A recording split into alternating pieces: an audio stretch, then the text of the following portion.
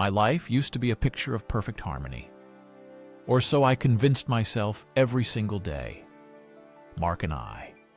We built a world together brick by brick, a comfortable existence, filled with shared laughter, quiet evenings, and the steady rhythm of routine. We had our routines, our coffee in the morning, our walks in the park, our movie nights on Saturdays. It felt safe. It felt secure. It felt everything a good relationship should feel. Did I love him absolutely? I still do, in some complicated corner of my heart that still aches when I think of the damage I've caused. A lingering ghost of a love that once burned so brightly now, tainted by my own hand. But then something shifted imperceptibly at first, like a quiet whisper in the back of my mind, a growing sense of emptiness. Mark was busy, always busy with his work, his projects, his dreams. And I was there, always there, supporting him, cheering him on, being his rock. But who was my rock? Who was listening to my quiet fears, my unvoiced longings?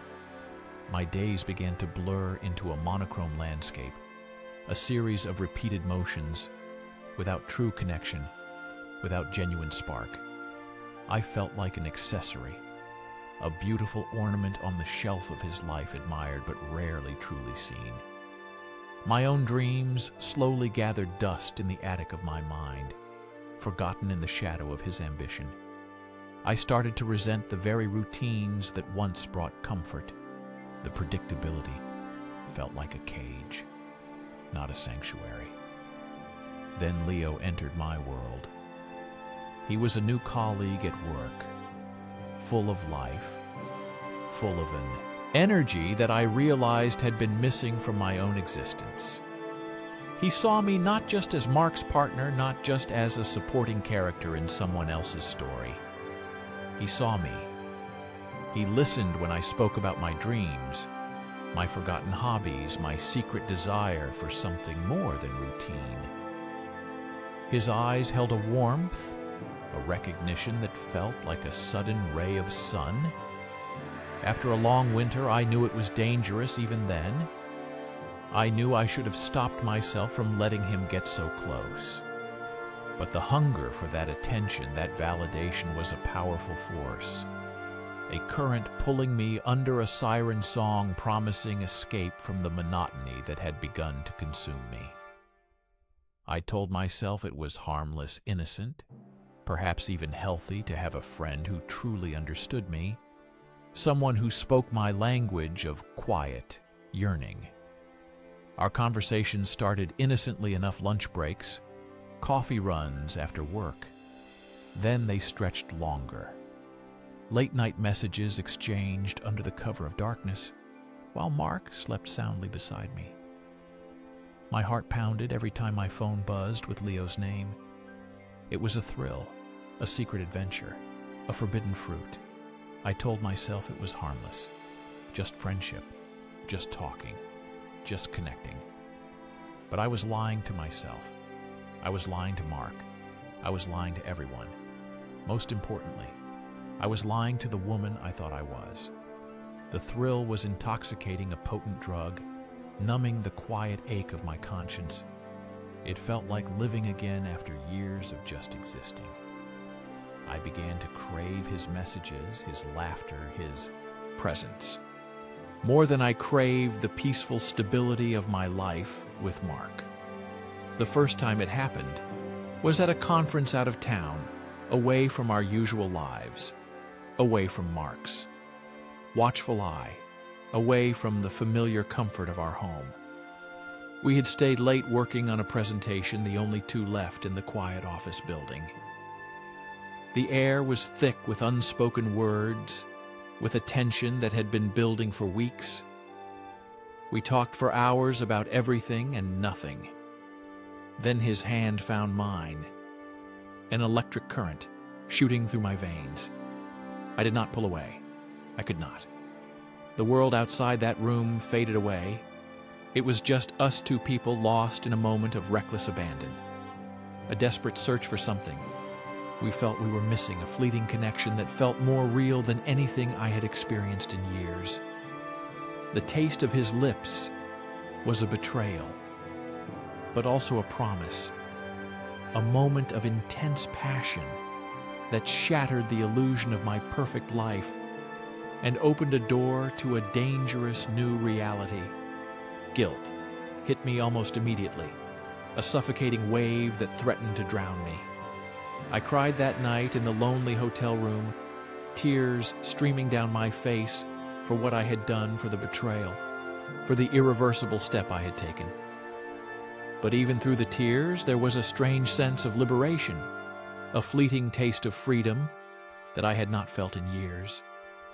It was a confusing mix of emotions, shame, regret, and a perverse thrill that I could not deny. I hated myself for it.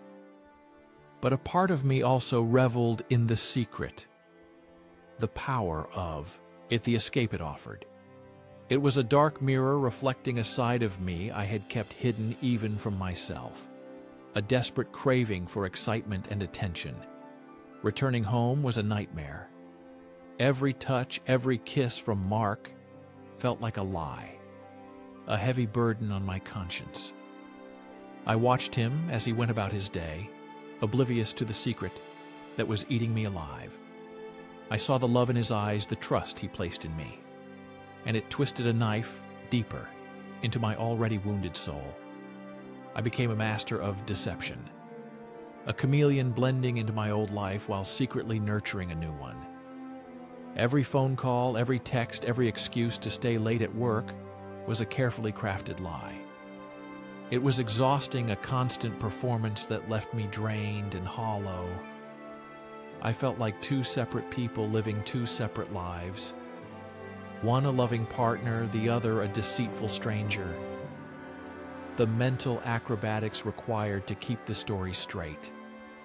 The alibis, convincing, were draining every ounce of my energy, leaving me an empty shell. My relationship with Leo continued. It became an addiction, a dangerous game I could not stop playing. He filled a void, a gaping hole I had not realized was there. But he also created a new one, a chasm between me and the man I had vowed to love and cherish. I started seeing Mark through a different lens. Every small imperfection, every slightly irritating habit became amplified, a justification for my actions, a way to rationalize the choices I was making. But deep down, I knew it was not fair. It was not right. Mark deserved better. He deserved the truth. I convinced myself that I deserved happiness, that I was merely seeking what was missing. But deep down, the self-deception was flimsy, a transparent veil over a very ugly truth. My character began to unravel, strand by strand, replaced by a tangled mess of lies and fear. There were close calls, of course.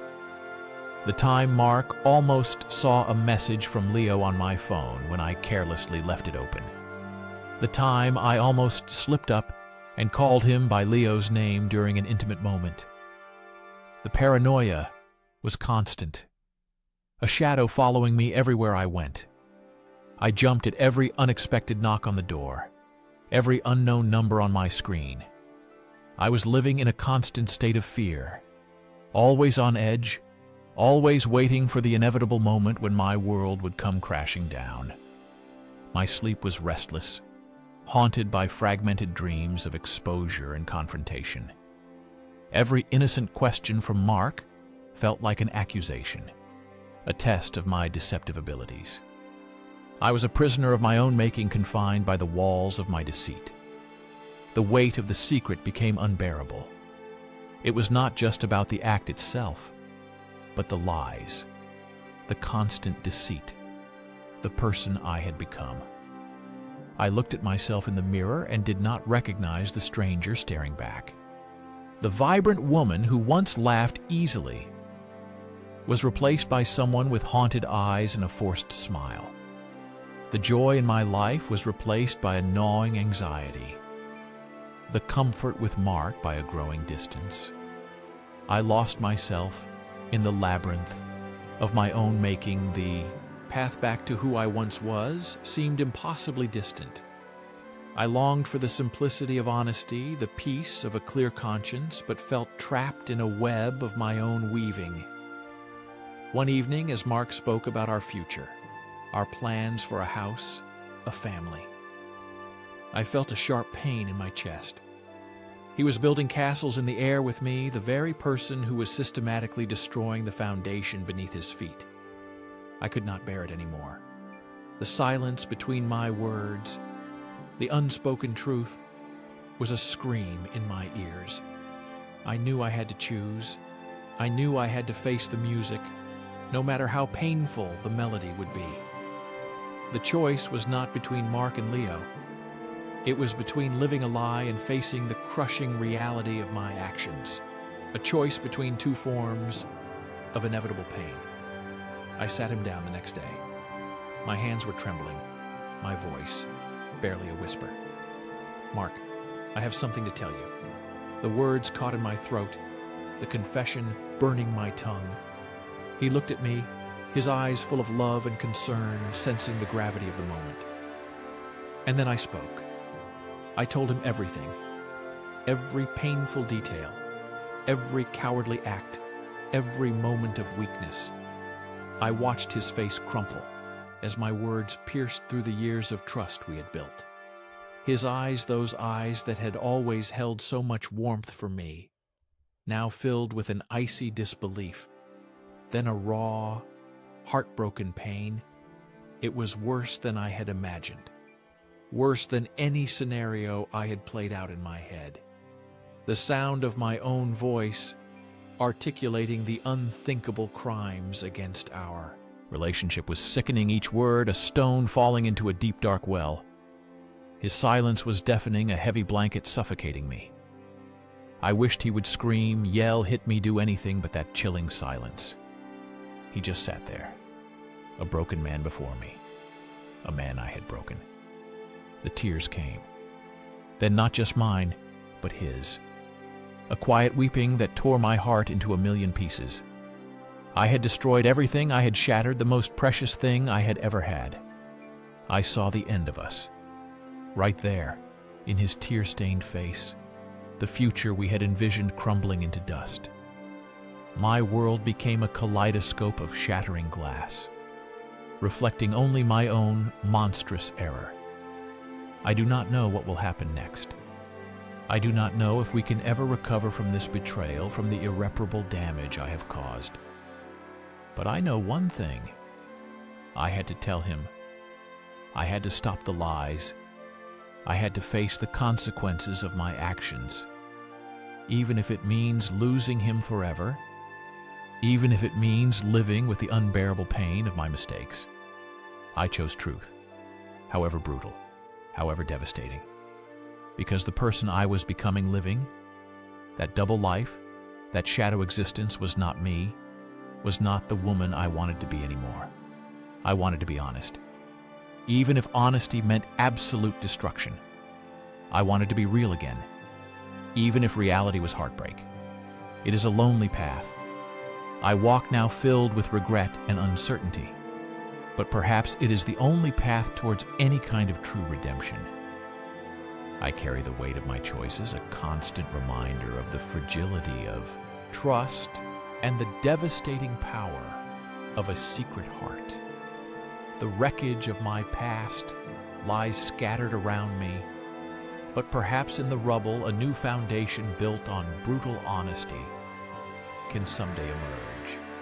Or perhaps I will simply remain amidst the ruins of my own making.